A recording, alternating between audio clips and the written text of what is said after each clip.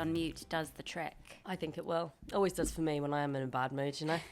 I remember you watching Teletubbies. Oh yeah. And Blue's Clues. Oh, Blue's Clues was the best.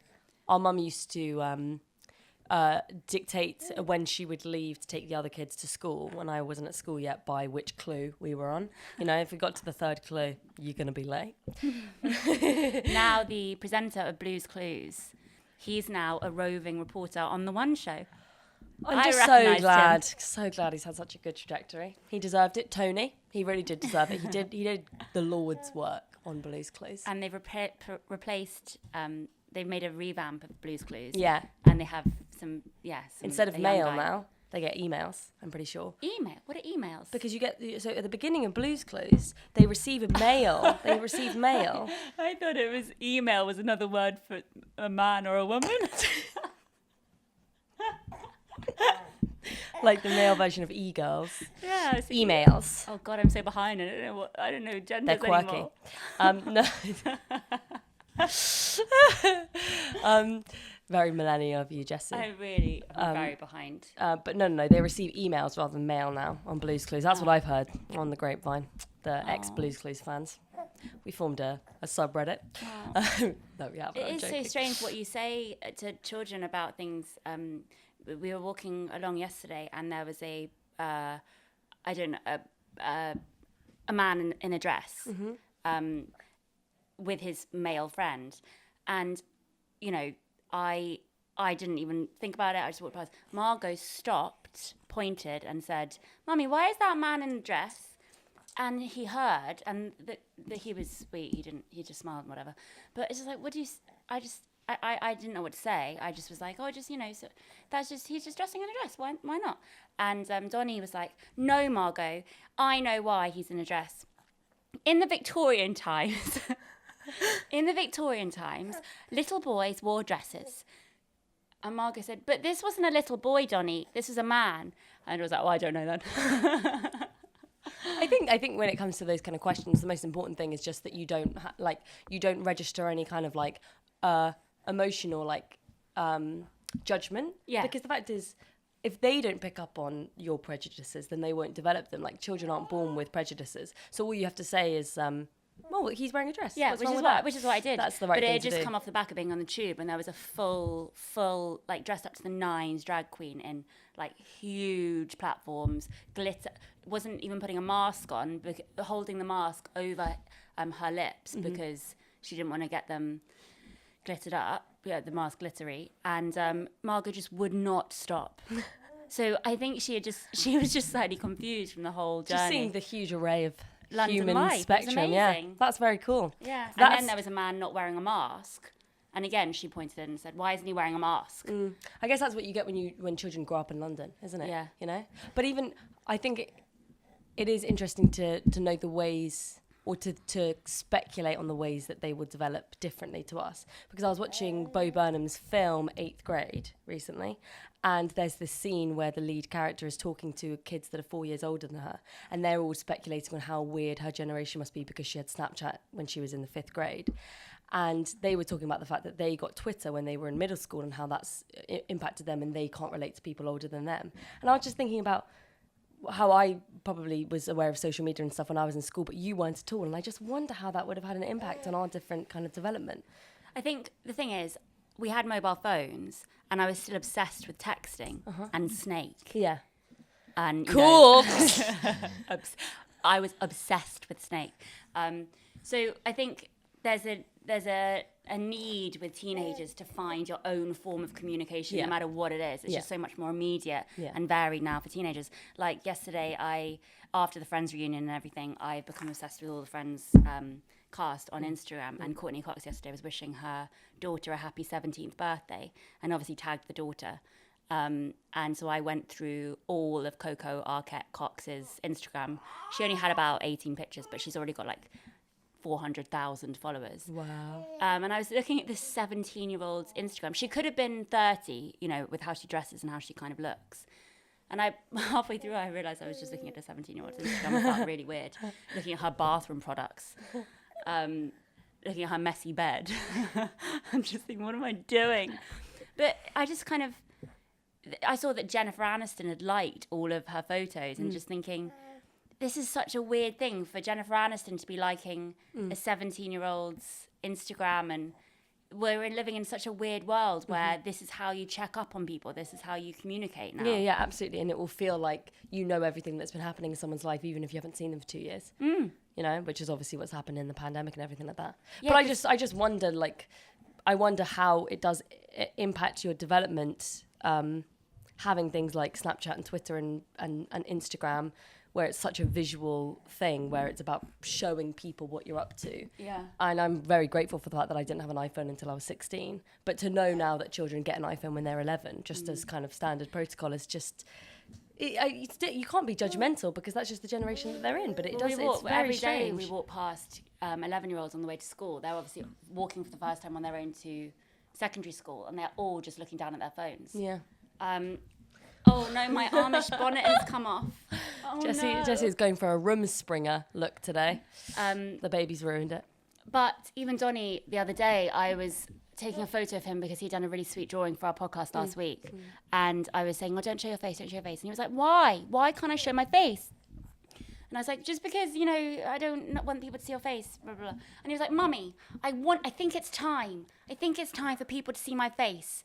And he's just insisting on me. Now, when I take a photo of him, he's like, you know, he really wants to be seen as a way of, I don't know, feeling like he's important. Yeah. And it made me feel really sad. And I've been so precious about it. I still don't think I'm going to show their faces, but I have been so precious about it. And understandably, I think. Yeah, I think so too. I'll just turn off Teletubbies now, actually, just because then it's just me watching. Just like, I can't. You're not interesting enough. Understandably, because I mean, I didn't understand it at first, and we did have a big fight because I'd posted a photo of me holding Donnie, and then I was such a bitch because it was like a really flattering photo of me, and then you told me to take it down, and I was like, no, I'm not going to take it down. And eventually I did take it down. I'm sorry about that. But it is understandable because they haven't consented to having their faces out there, and people are creepy online. And it normalises broadcasting yourself constantly, and actually we're in a profession where we need to broadcast ourselves because we want people to hear our work and see our stuff and buy tickets to our shows or buy our books. And so I do get I get jealous when I see parents who have, you know, 150 followers who can just Instagram their kids at a kids party and not worry, not have any fear that there's going to be some creep out there who's going to look at their destination, their location, look at where they are and start to follow them. And I'm not saying that I have people that follow me, but you definitely get recognised out in public more. Yeah, and so I just kind of feel like it would be strange for somebody to recognise the kids as being your kids. Which they did, strange. And that was the trigger when somebody came up to me in Westfield and saw Donnie and was like, Donnie. Yeah, that's I was creepy. like, okay, that's creepy. Yeah. No more. Yeah. But yeah, it did make me think completely differently about it. And Courtney Cox, our cat, is beautiful, and I'm sure she's going to do great things. Coco is a great what a great name. Have you seen Courtney Cox's Instagram? No. Okay, you have to. I feel like it would make me a bit too sad. No. It's really nice, actually. Even though she's had too much surgery, I think. That's my opinion. Because she was just so stunning, naturally. And actually, the photo she posted yesterday of her with the baby, Coco as a baby, she was just completely au naturel, beautiful. Anyway, I love it when you use like a French phrase in a sentence. I can't. It's a big deal. Whenever she was completely au naturel. When I say croissant. Let's dine out al fresco tonight. When I say croissant in a coffee shop, I panic. I always think, have I said it wrong? Yeah. I said it wrong? Johnny, do you want a croissant? Anyway, she does basically, she's really into TikTok and doing dances. She's friends with Ed Sheeran. She does music stuff. She did a video the other day with Elton John and Ed Sheeran. You talking about Courtney or the Cox. daughter? Okay, thank God, yeah. And she does really put together reels. So she's happy. Yeah, she's hip. I mean, it is a little weird, but is it weird? I guess when you have been in a massive thing and the rest of your life, she has done some jobs, but she has not been, you know. Well, she did Cougar Town, didn't she? Oh, she did Cougar Town. She did Dirt. Do you remember Dirt? No, I don't remember Dirt. I remember Dirt because there was a lead actor in it who then played my boyfriend in a tiny role I did, and it was really awkward because he was a bigger part in the film and I was only there for a couple of days, and then I had to sit on his lap in a scene, having just met him, and pretend we were lovers. And I blocked it out because I found it so awkward. Oh my God. That was also the film where I had to dance in a club, and I was right in the back of the scene, and I was just newly pregnant with Margot, so I was feeling really nauseous and really paranoid. And whenever they said action and everyone would start dancing, really confident supporting artists just doing really cool free dancing, I would just go into the corner and crouch down. So even though I was jeopardizing actually any screen time whatsoever, I was like, I don't care because I am not going to be dancing right now. So I would just kind of crouch.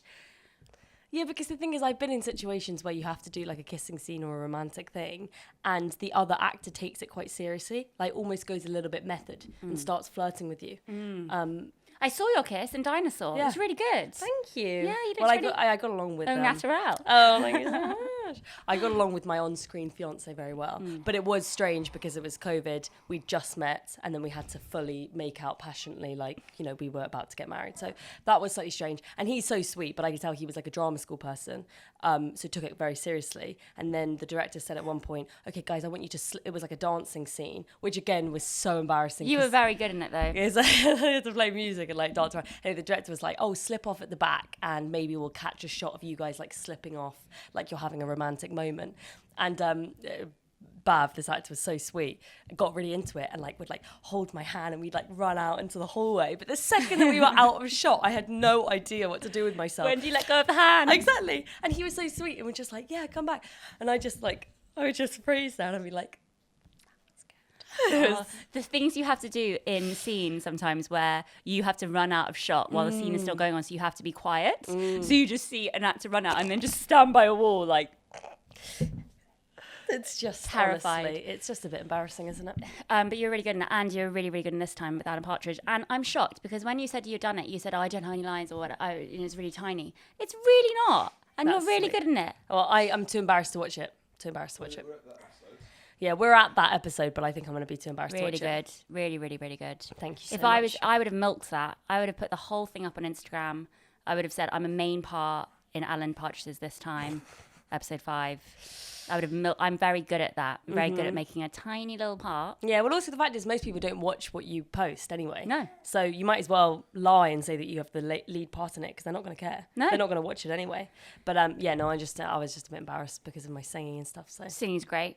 Such a good singing voice. Donnie is now on a mission to become a singer. Oh, and I know he wrote a little song. He came up with the tune and everything. Oh. Yeah, he's obsessed with becoming a singer, and he's started singing all the time, and it's actually really annoying. And I can't say to him, and yesterday I snapped. It was late, and I just said, "Donnie, if you're going to sing the entire time, can we get you some singing lessons? Because he doesn't try. He's just kind of mumbling the entire time." So I wasn't meaning it to be horrible, but I was like, maybe we should get you some singing lessons, because then if you're going to sing all the time, maybe it can be like a nice singing voice, like not you're just. And he got so upset, and I was like, I didn't mean it because you don't have a nice singing voice. When you're trying to sing, it's really nice, but you're just mumbling the entire time, all the time. You're just saying stuff all the time. And that's not singing. That's just making noise. Also, he does such a sort of sweet, fake, bashful thing. So he wrote these lyrics down, and I was like, "Oh, sing it to me." And he was like, No, I'm too embarrassed. So instead, I thought to provoke him into it, I was like, "Okay, cool, I'll sing it then." Started doing, and he was like, No, fine, I'll do it then, fine. Like he's some like movie star. But I mean, how would you feel about him growing up to become something show busy? I don't mind. I'm not aiming for anything show busy, but I do have an adoration for singers. Yeah. And songwriters. So I'm trying to say, and also I want him to make money. So I've tried to say, if you're a singer-songwriter, you'll make more money. That's the clever thing to do. That is the clever thing to do. Now Margot's saying she wants to be a rock star. So I'm saying, Donnie, you could write Margot's songs, and then you get all the money from Margot's songs. And he likes that idea. So yeah. But they're obsessed with George Ezra's Shotgun. Oh, yeah. And so the other day we had to travel all the way to South London, and I let them play Shotgun about 15 times. I feel like George Ezra's demographic is Donnie and primary Margot. school children, to be honest. That makes sense. I always get Tom Adele and George Ezra mixed up. Yeah, they're both beautiful adult blonde men. That's what we want to see. Horatio is one of a long line of blonde men that I fancied, I think he's going to do a poo on you, just saying. No, I don't think, well, obviously, he's wearing a nappy, but he's doing his grunts. Oh. So I would be really thrilled if he... Okay. So, so you've made friends with some parents recently, haven't you, Jessie? Well, I don't think I made friends with them. I've just actually talked to parents, and I've never done that before, which is ridiculous given that Donnie's almost 7. But I've never ever had a. Actually, I lie. I'm friends with 1 or 2, but I've never had good experiences with talking to people at the school gates, which has been massively affected by the pandemic and having to wear masks and standing in queues and stuff. But I've been slightly taken aback this week. They've started a new school, and the parents are nice. And it's not that they weren't nice at the old school. It's just that I genuinely didn't talk to anyone for about 6 months. And I think I'm so insecure that anyone will find me interesting that I just don't even expect people to even look at me when I'm waiting for them after school. So I've been kind of taken aback this week by how friendly people have been to me. And it's just so nice. Do you think maybe part of the reason why you developed like a weird relationship with being antisocial with other parents is because you were so young initially and you looked so young? Do you think that maybe they kind of viewed you as like just they didn't take you seriously or something? Well, it is true that parents, are older these days. So I was definitely younger, even though it wasn't a ridiculously young age. But I definitely feel like they haven't really taken me seriously before. Whereas now it's like you're cool. You got 3. You're capable. I think also I'm just more relaxed at the moment, and it does make me quite scared because it does prove the point that if you are inside, you're relaxed and you're kind of secure in yourself, you do give off a nice energy. So maybe I'm just giving off amazing energy right now. I think you are. You're honestly giving off fantastic chi. Well, I remember in a fleeting romantic experience I had with somebody, he was like, oh, you've got the scent at the moment. Or something like that. The scent. Was it called the scent? Yeah. Maybe I have the scent right now. You're emitting the scent. Oh my God. But maybe instead of it being the romantic scent, you're emitting the friendship scent. The friendship scent, which is actually in a way more important. Yeah. I wish I was emitting the friendship scent at the moment. Oh. Yeah. Well, don't get too excited. I mean, I've only gone to a day party. It's not like I'm a social. And it was a children's pirate theme party. It wasn't exactly like you were the main person to be invited. It was your 4-year-old. Oh God! And also, she was too scared to she got involved with the pirate thing, but then when it was snack time, she just wanted the cake and to sit with me on her own. She didn't get involved with any of the kids. So because she got good taste. Yeah, she appreciates elevated conversation. This young woman. It was all about, and it was so sweet. She got into her pirate dress, and Donnie and her were having a fight that morning. And I heard them downstairs bickering, and she was like, Donnie, I only got my pirate dress for you. So sweet. They're just fighting the entire time, but also playing the entire time. They must be, they are so entwined with each other. It's just amazing. It does make me really appreciate the sibling bond even more, just watching it. Yeah, watching it grow. My God, it's beautiful. It's really, it's so codependent. Even little things like snacks, they measure their snacks to see who's bigger. Yeah. And if even like there's a crumb of difference between the size, oh my God, I remember that exact feeling. I remember so vividly being in our back garden and me, Ben and Jamie all getting divvied out Marylands, and it being of vital importance that you kind of kept like a guard around your biscuits, because if anybody took anyone else's, you would like have the most giant fight. And I'd been protecting my little pile of Marylands for the longest time, and I picked one up to go and eat it, and Ben swooped in behind me and ate it like a seagull out of my hand. Oh my God. I remember like crying so hard that I didn't even make a sound. Like it was just like, it was invisible screaming. My God. So it's wonderful. It is wonderful having that closeness, that anger can turn into laughter like within a second when you have that with a sibling too. Yeah. So. It's also borderline weird sometimes when I notice that they're getting on so well and then they write letters to each other like, will you marry me, Donnie? And I'm like, when do I put a stop to this? Yeah, because you don't want it to become weird. Like flowers in the attic. Weird. Yeah, you don't want to. Yeah, I know. Yeah. Oh my God. Yeah. Jesus Christ. Oh my God. I remember reading Flowers in the Attic when I was on the one holiday like I've ever been on with Ben and Jamie and me as like a 3, when our parents were separating, and our mum was like back in the UK with you and Robbie, Helping me. and our dad took me, Ben, and Jamie to France. You just stayed inside the. And our dad just went cycling every day. And me, Ben, and Jamie just stayed inside this villa, fighting viciously over Mario Super Galaxy and the ending, because we all couldn't agree on what the ending was of this particular game. Getting burnt viciously in the sun because none of us were prepared to be outside that long. And me reading the Flowers in the Attic trilogy of books and being more depressed than I've ever been in my life as a 13-year-old, and just eating French bread and Nutella every day and coming back to the airport. And I think our mum, she was so relieved to have us not in the house, thinking that we would have had a great time coming back from the airport. And then the three of us just walked in Heathrow looking like we've been traumatized. That was not a good trip. But, We also had a good experience last Saturday. It just reminds me of talking about Succession. We both, Bebe came to help me this week sign 2000 Sunset books, and our lovely publisher, he gave us both a Succession mug because we spent the entire duration of the signing listening to a podcast with Kieran Culkin. With Kieran Culkin. Oh my God, who is my favourite person in the world. That didn't work. And it reminds me of Kieran Culkin was talking about growing up with 6 other siblings and growing up in tiny spaces like we did, because we've recently moved and we've gone from a kind of a relatively big house to a very small flat again, because we decided we wanted to live where we're going to be happy and stuff. But I'm completely fine with living in a small space because of how we grew up. Mm-hmm. I mean, fair enough, I always had the big bedroom and you guys all had to share. Feel bad about that. But Kieran Culkin talking about his childhood, and most people would be like, that's tragic.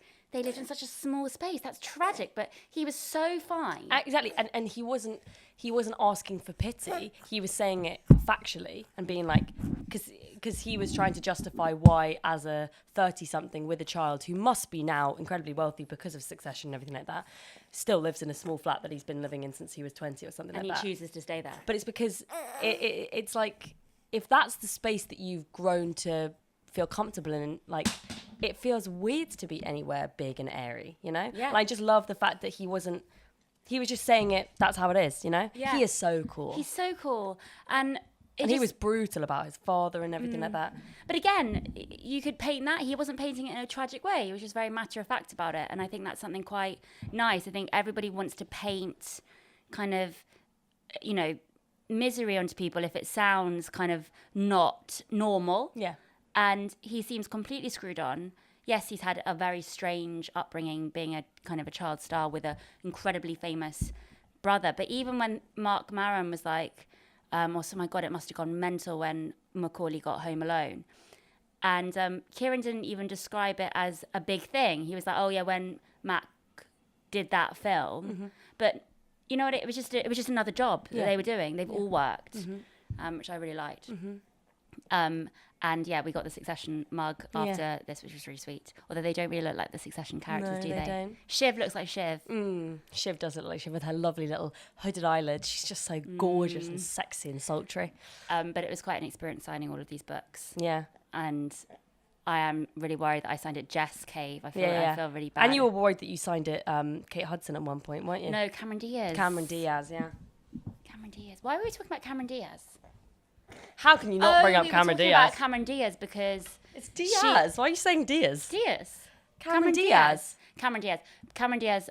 Because she has her biggest meal of the day for breakfast, and we were talking about how that must be good for the metabolism. Oh, definitely. God, yeah. Speed it up, boost it up right in the morning. Give you lots of energy to run around doing all your little tasks. Surfing. She does surfing. Of course, she does surfing. Yeah. How do you think she gets such an incredibly sculpted board? Oh my God, I'd love to be a tall surfer woman. Oh yeah. I'd love to be just like washboard abs, just golden tan. I tried to do self-tanning this week. Didn't go well. I think I just have to accept that I'm going to be slightly doughy, fleshy, pastel coloured for the rest of my life. It's just never going to work out for me.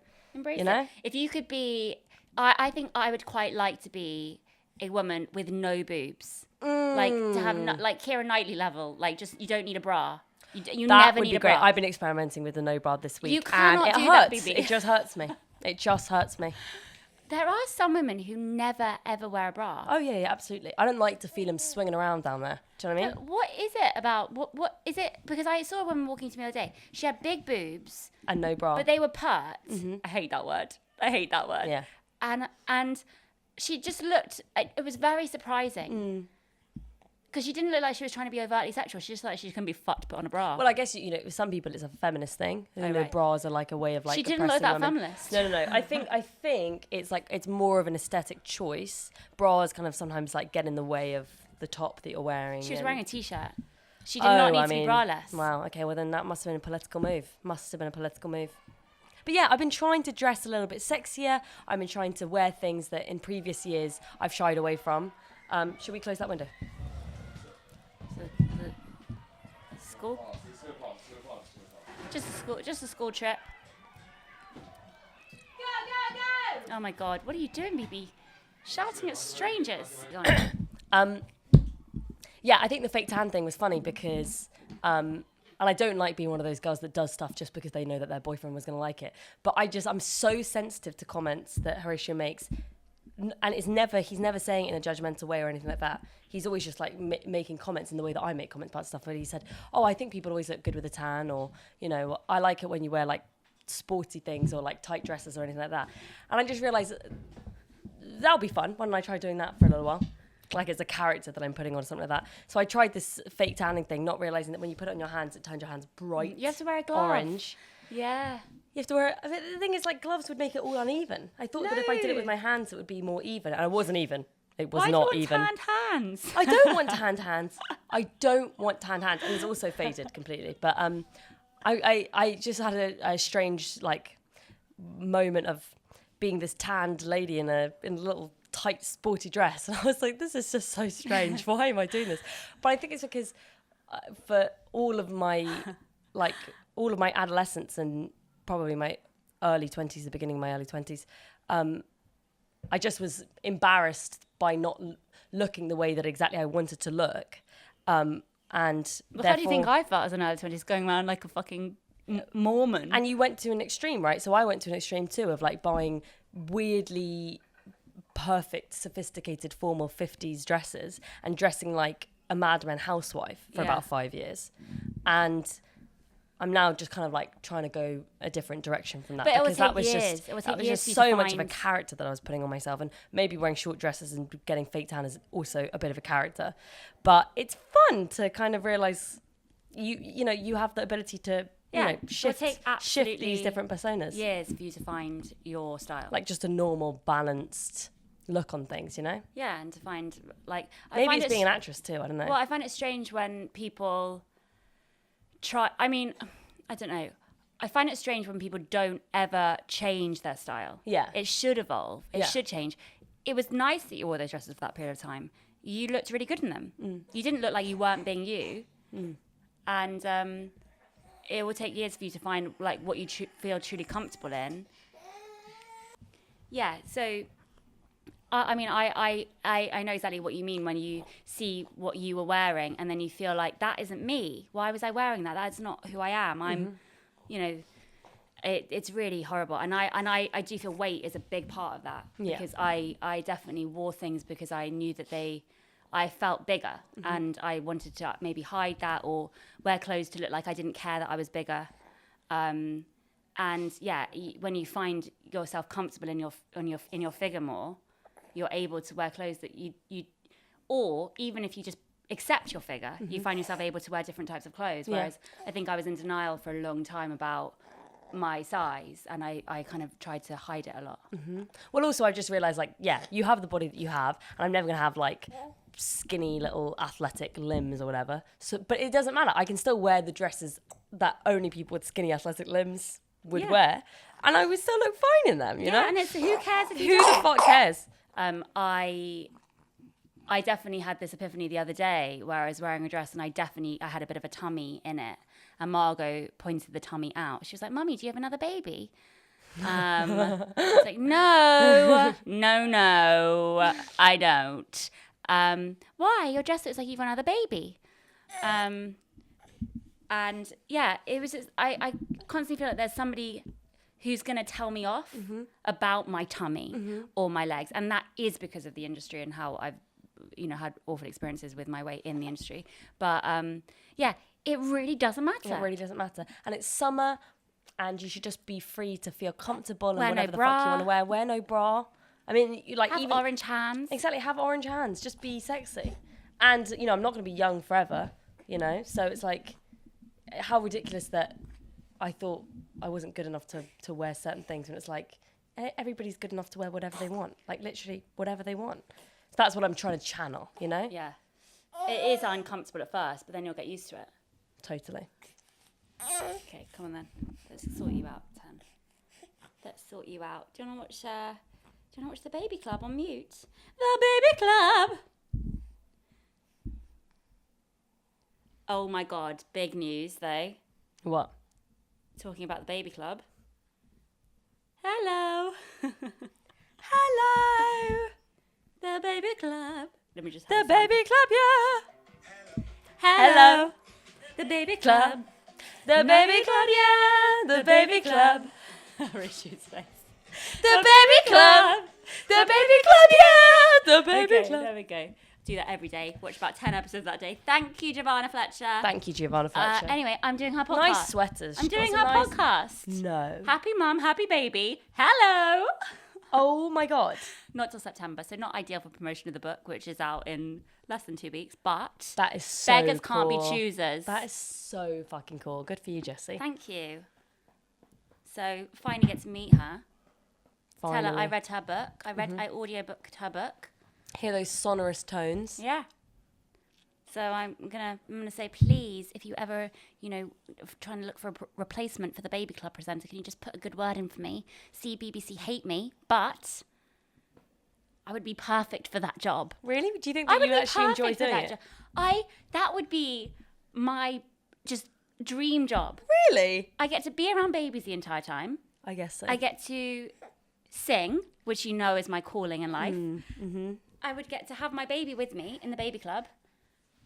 What a dream job. I guess actually for a short stint that would be really cool. Perfect. That would be really, really cool. And they're only about 7 minutes long, the episodes. Exactly. Be home by 10.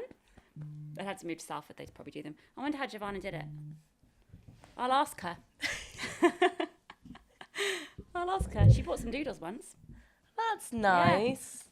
Wow. Yeah, I didn't want to be creepy and say, I know that it's you and you're married to Tom from McFly. McBusted. So, but I just thought I'll just put a little added touch on. So on Tom's T-shirt, on the moon drawing I did for her, I wrote, "It's all about you." Oh, Just that's a nice little Nice touch. little touch. Thank you. That's an artist's touch. In fact, you're going to be an artist this week, aren't you, Jess? You're going to the seaside. I am. I'm very worried about it being sunny. Tell our I'm listeners. going to take an umbrella. I'm going to be Landscape Artist of the Year. It's a competition I'm for gonna artists. fucking win it. I will win it. Oh, so you're like the token, like, Quirky cartoonist, you know? Yeah. How do you start a drawing, Jessie? This is on the research chat. Pencil? Do you go from a photo? What kind of textures do you use, or do you follow do you have a process? I just do an outline in pencil. So sweet. I'm going to be awful. Are they filming it? Is it going to be like a TV show? Yeah, it's on BBC. Oh, wow. The big time. That's really cool. It is cool. It is cool. I'm very lucky. I'm going to take the baby and Alfie and go to the seaside. But apparently it's either going to be torrential rain or a heat wave, which isn't ideal for me in both situations. So it should be good. I'm sure you're going to win it. Well, I'm gonna watch some YouTube videos of how to draw a landscape. Yeah, that's probably a good place to start, wouldn't it? Yeah. I had to really... this is like when I was on Pointless and they asked... One of the questions was, what isn't a border?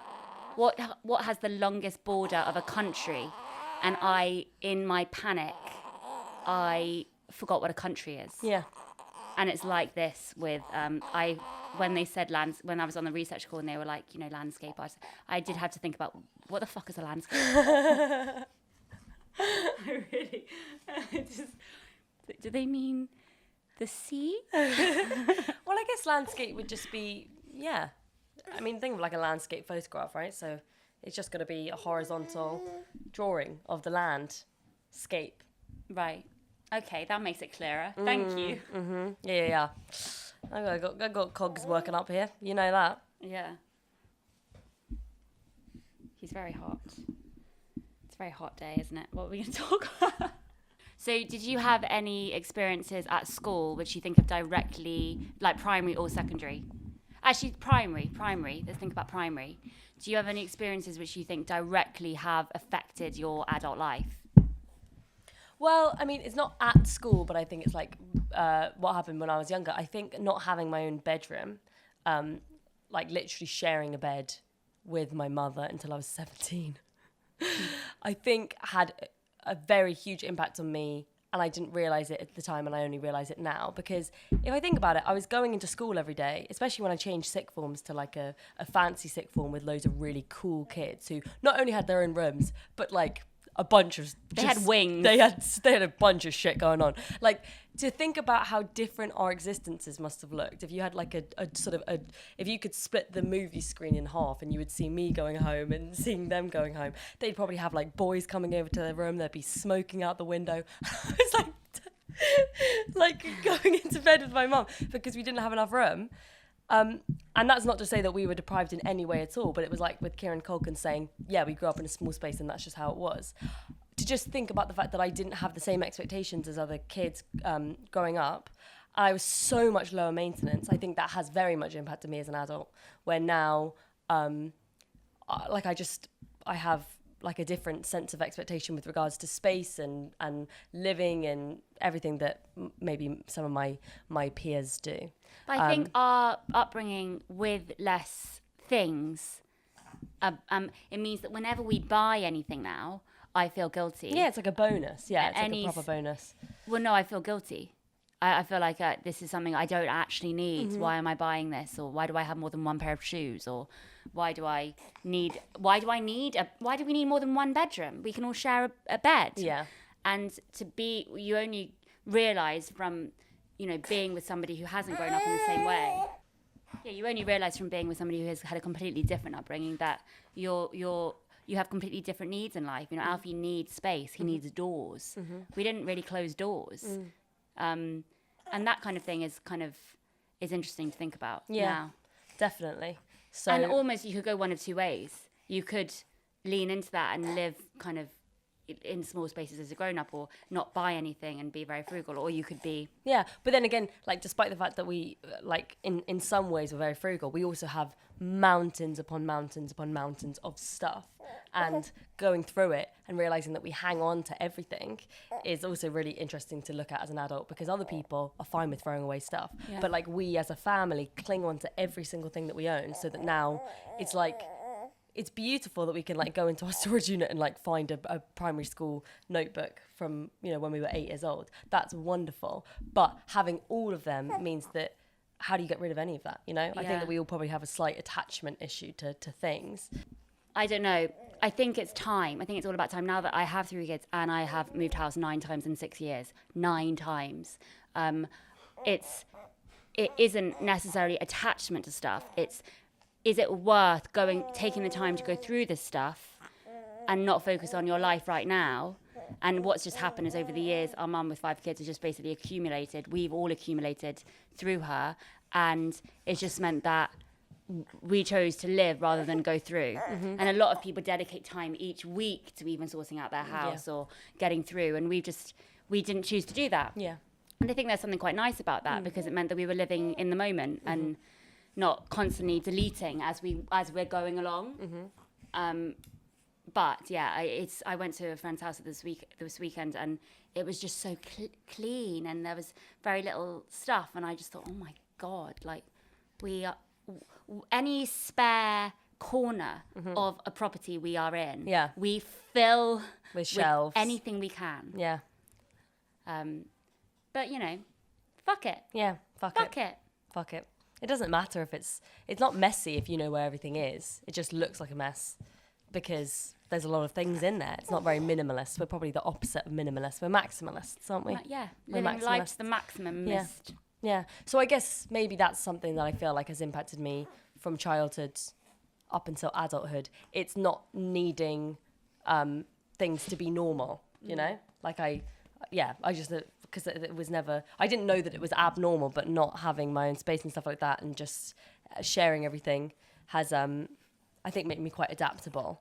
But it also means now when I do get my own space or I do get my own things, I'm quite precious about it. Like for some reason, Horatio has this habit of whenever we want to have a Coke Zero, he opens up one and we share it. And it's like, excuse me, I think I'm an adult woman and I can have my own Coke Zero. But he always you don't ever want a full one. Who doesn't want a full one? Who doesn't want a full one? Who doesn't want a full one? We often have it and we often won't finish it, or we'll have two and we'd want one later, and it's like, well, we fucked it. I know, but the thing is, I still enjoy having my own can, because the fact is, when we share a can, where does the can go? It goes on one side. So then if I want to have a sip, I have to go and reach over you to get the can. I know that you're going to take a sip in a second. I prefer having my own can. Sometimes when you want to have a whole can, there's sometimes where it's great being with two, so you can just want half the can. No. Do you sometimes want half of it? Do you not find the whole Well, can I'm a bit still overwhelming? slightly horrified that you both have Coke Zero, to be honest. I only found this out when we were doing the signing the other day, and John offered you a Coke Zero, and you acted like that was not a weird thing. And you had a Coke Zero. And then you make out that you have them all the time. I do have them all the time. What the fuck, BB? It's a bad habit. Yeah. Why is it a bad It's not habit? bad. It's not that it's a I bad don't habit. I understand. don't care at all about the aspartame or the fact that it stains your teeth, whatever, it erodes your enamel. Oh, okay. There's All a I number care of about is reasons. the fact that I just have never thought of you as somebody who would drink a Coke Zero. I would not have. I would have thought you absolutely do not like a Coke Zero. So the fact that you have them all the time, I just feel like it's just a betrayal. Yeah, but the thing is, that's something that's clearly a hangover from our childhood, because we were so in each other's spaces and business, and I tried on your clothes constantly, and you took me out to coffee shops, and because we shared our whole existence together, that's probably why we react so weirdly when you find out a piece of information about me that you don't know, because we feel entitled to each other's lives, and I love that. I do It's love so that, funny though, but when it you- means that it's very uncomfortable when I find out that you've hung out with somebody that I don't know, or even yesterday when I saw you talking to like some parents and you were being all friendly and stuff, and I was like, I'm her only friend. It's so strange, but it's because we feel entitled to each other's lives, I and know. that's wonderful. But I feel like other people don't have that. No, that. when so I that s- is a hangover from my childhood. For When sure. I've spoken to people before and they've said, especially in the last year when it's clear that I've been writing about sisters and, you know, we're doing podcasts and we work so much together and stuff. And they're like, oh my God, I just can't imagine being that close to my sister. I haven't spoken to her in weeks. Or sometimes I just need some space for my sister right now, you know, just I'm not speaking to her for a few months. I'm like, what? I just can't fathom that. Yeah. But that is a hangover from our awful situation, which Yeah. is that we now know that life can be just taken. Yeah. And I would prefer to be uncomfortably close to you Yeah. than to lose you. Yeah, yeah, So I'm afraid that's going to be. Yeah, definitely. That's just the way it's going to be. And I like the fact that, like, even though we're super, super, super close, we're not like close in the way that some sisters are close. Like, you know how like some sisters are like they just get all naked in front of each other and stuff. You know, like how some girls, it's not even just sisters, but like some girls like go to the toilet in front of each other and like get all naked and like drinking and like having a party. We don't do that. That's strange. Get all naked and drinking. Yeah. You know what I mean? Like some girls, like they like, oh, does this outfit look good, and like strip down, like boobs out and stuff like that. If I see your boobs, I feel shocked and traumatized. Like we don't. Breastfed 3 children. Thank No, you no, very but, much. like- yeah, no, I completely So agree. we're not that kind of close. Like we're not. We don't really eat together. We don't eat together. No, we don't. We don't eat together. We don't really eat together. Yeah. But that's because we're so fucked up with eating. Exactly. And we know that we'll judge each other for whatever's meal is. I only feel comfortable eating in front of Alfie. Yeah. Also, so do you? How are you at sharing? Are you Sharing awful- food. Are you awful at sharing things in general with other people as well? Oh yes, Yeah. very, Is that a very. 5-kid It must That's be. a 5-kid thing. That is a must 5-kid be, thing. I Yeah. thought you'd be better at sharing. No. But No, if you've had to share your entire life, even now, it feels like a luxury to be able to buy my own clothes because I've been wearing Jessie's hand-me-downs for the last 10 years. It means, sorry, if it's mine, bitch. Get out the way. But even with Alfie, if he has a drink, he doesn't let me drink any of it. I think maybe he's not very good at sharing, which has meant me not to be very good at sharing lately. Well, also because I was so traumatized by when I had to share drinks with my brothers when I was younger. They'd They would spit fucking in it. backwash, okay? I don't want a weird, yucky boys drink, okay? I'm sorry, I'm not a grown-up girl. Oh, yeah. I used to eat on like an upturned red toy box because we didn't have any table space because everything was so completely covered in stuff. So when it'd be my mealtime, we'd be like, mealtime, doing. I'd like squat there by the door. It's just because emphasis wasn't placed on, you know, having a fancy meal and having a nice dinner. No. It was just like, okay, here's some Pepperoni food. cut up and some rice. Yes, please. Okay, let's just not like slam our mum because she is just so brilliantly practical and doesn't fuss over things that don't need to be fussed about. Yeah, exactly. So I was a fussy eater and she had too little time in the day to like get me to not be a little bitch. So it was like, I was just going to eat whatever was needed. I grew up strong and healthy. I'm fine. But she doesn't think of herself at all. She doesn't put any thought into her own enjoyment of things because she's so selfless. And so quite often she would just eat dinner on a kid's chair in the kitchen, watching TV with watching Casualty, or EastEnders next to the bin. Yeah. Because that's just it was just easier. It was just like, oh, well, you're finished. Put it And in the TV had cling film over it. It was like a little TV had cling film over it because it was right next to the sink. And so then you get water on it. Angelina Ballerina and Space Jam or something. Yeah, sitting on some videos, yeah. But I look back at that now and I look at Donnie and Margot kind of living a really lucky life. You know, and because we grew up where, you know, we didn't buy many things, we didn't have particularly nice things. Mm-hmm. I'm really rebelling. Yeah. Reveling.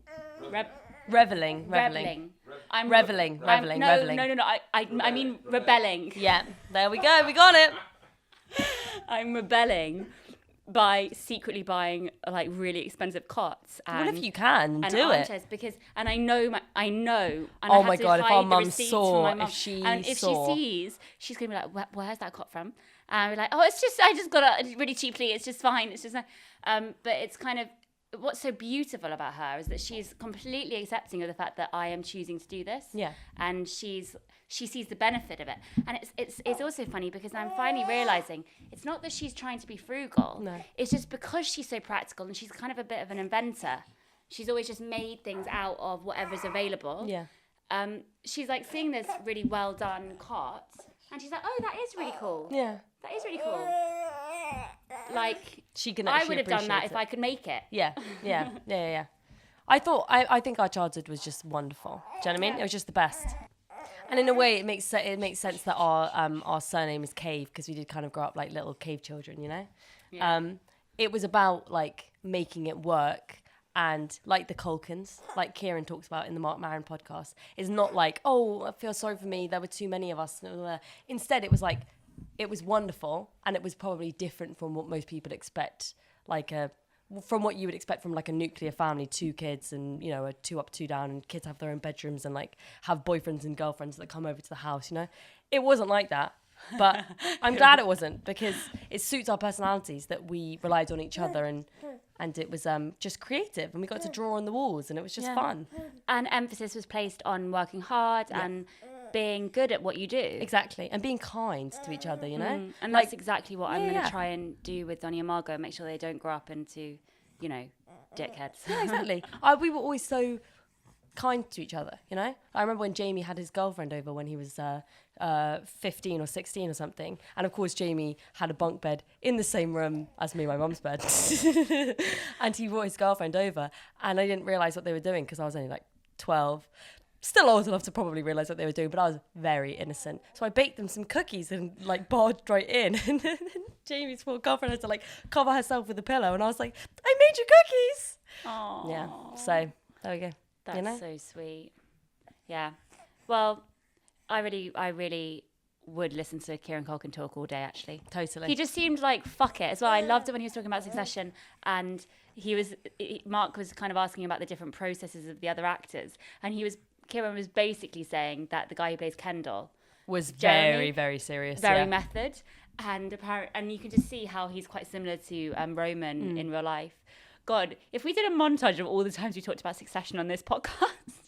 I was considering rewatching it yesterday. I think I'm going to have to. I was like, it's a Sunday. Alfie's What gigging else am I again. supposed to do? I was on my own, you know? Anyway, so he said that the guy who plays Kendall's very method, and he doesn't like calling scenes.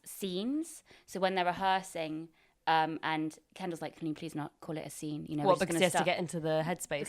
Because he just wants it to be like real. So don't ever say action. Don't call it a scene. Don't say cut. Just keep it very like we're actually in it. But Kieran likes to fuck that up by being like, well, actually, I'm going to do this scene now. Yeah. I just thought that was so funny. He's so cool and funny. Yeah. Just love Roman. We just love Roman. Yeah.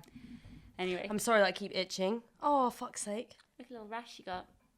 It's just I got prickly heat because I sat in the park. I genuinely can't go outside. I'm allergic to the sun. And I'm allergic to all sun creams as well. If anyone has any advice for Bebe. I just bought this sun cream. It's called Green People. And No, Bebe. I tried all of this stuff. it's the only mineral sun cream I could find. Yeah. It basically is made out of zinc rather than being made out of... so it doesn't sink into my skin. It like sits on top. And apparently it doesn't cause allergic reactions. So I'm trying it out this week. And it hasn't caused an allergic reaction so far. But you need to wait 3 weeks for it, you know. But basically, because I sat in the sun for like an hour with my back to the sun and in sun cream, I'm getting prickly heat everywhere. Poor So Bebe. annoying. Poor Bebe. Well, he's gone to sleep just perfectly at the end. Yeah, makes sense. It makes sense. She's going crazy now. She's going crazy. Watch her